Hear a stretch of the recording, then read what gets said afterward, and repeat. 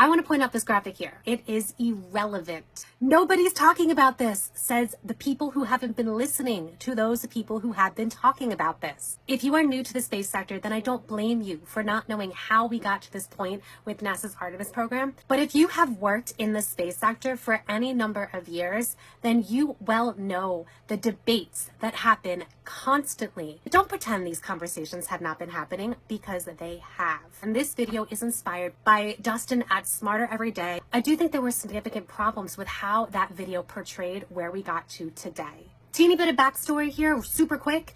First, there was the Apollo program. We went there, we beat the Soviet Union to the moon, we planted a flag, we went a few more times, and then we left and we stopped going. Then a few decades later, we get to the first president, George W. Bush, space exploration initiative to go back to the moon. It was canceled. Then there was the second George W. Bush administration, also going back to the moon. It was Constellation program, canceled.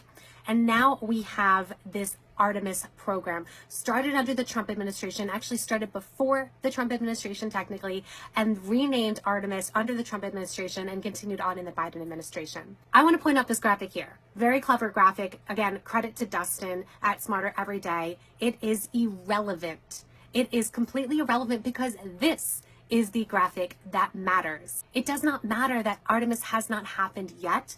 What matters is what happens after Artemis starts. Before it was called Artemis, it was called Exploration Mission, and it got renamed under the Trump administration with Jim Bridenstine as the NASA administrator. I want to quote Jim in this tweet that I sent out in 2020. "The problem with Apollo is that it ended.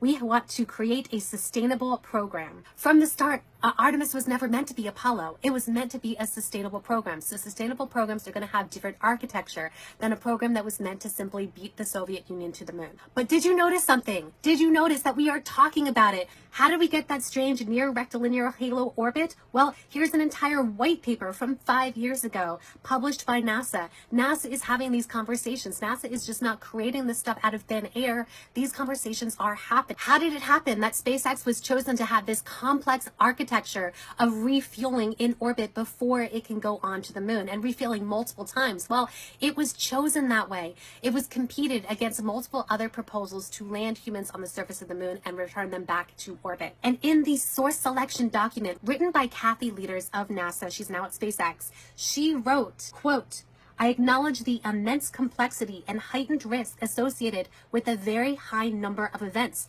necessary to execute the front end of SpaceX's mission. And this complexity is largely translates to an increased risk of operational schedule delays," end quote. So this is being talked about within NASA. This document is a highly legal document that actually went through the scrutiny of a lawsuit and a GAO, that's a Government Accountability Office protest. Not only is NASA discussing these things amongst itself, there's also big community debates. For example, here is this infamous ad that was put out, one of 3 at the time, by Blue Origin during that lawsuit that I just discussed, where it talks about how the architecture for SpaceX is immensely complex and highly risky. We had a whole social media debate about this. There were t-shirts made. The odd orbit that was chosen, yes, was chosen in part because of Orion. And Orion now is a 20-year-old concept. Do you remember a Crew Exploration Vehicle, CEV? It was named Orion, and that concept from the Constellation program under the second Bush administration then translated over to what we have now as Orion, and the requirements kept changing. What if you don't live on social media? Okay, there are other avenues for the community to discuss this. Here is a quote from a Time magazine article from 5 years ago. Jim Bridenstine, again, NASA administrator, quote, "This is not about recreating Apollo. People say we have to get to the moon before China or India does. Here's the thing, we already did that. If we go back to the moon, we want to do it with a sustained architecture." That article had multiple quotes from other people who were questioning that architecture. And here's an entire 25-page debate by the community on a public message board. I've been talking about this. Here's a quote from me from last year. "I don't know how to explain Artemis 3's launch architecture when it still makes no logical sense to me.